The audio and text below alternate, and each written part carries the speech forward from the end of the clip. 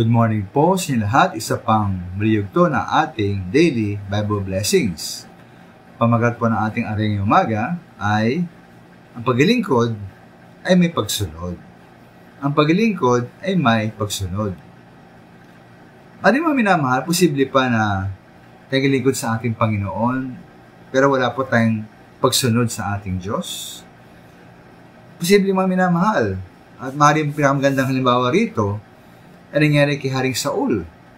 Sa unang Samuel 15:3, sabi po roon, siya po inutusan ng Diyos na lusubin ni Haring Saul ang Amalek at lipunin silang lahat. Lahat ng mga tao at mga hayop dapat niyang patayin. Ngunit, bilang paglabag po sa utos ng Panginoon, pinatay ni Haring Saul si Haring Agag. Niya pinatay pati ang mga magandang hayop. Kaya sabi po ni Samuel kay Haring Saul sa verse 22, na mas mabuti ang pagsunod kay Yahweh kaysa paghahandog. At ang pakikinig higit sa haing taba ng tupa. Baliwala po kanyang paglilingkod dahil wala itong pagsunod sa payak na utos na ating Diyos.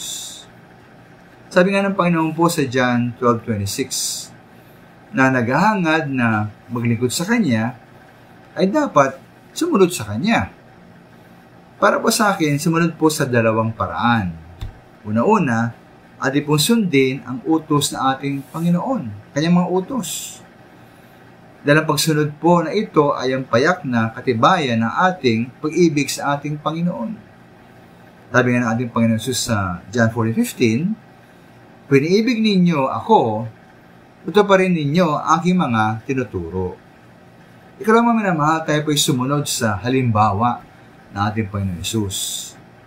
Bada nga po ang sabi ng Panginoon sa naunang bersikulo sa John 12:24, "Pakatandaan ninyo, hanggat hindi nahuhulog sa lupa ang butil ng trigo at mamatay, matili itong nag-iisa.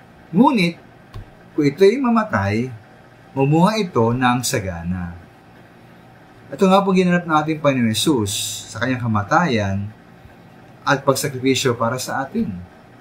Namunga siya ng sagana sa magitan ng kaligtasan na napakaraming mga tao. Yung mga minamahal, tayo po ba'y handang sumunod sa ating Panginoon, sa kanyang mga utos at sa kanyang halimbawa? Tayo ba'y handa rin magsakripisyo tulad ng ating Panginoon Jesus? Maraming salamat po.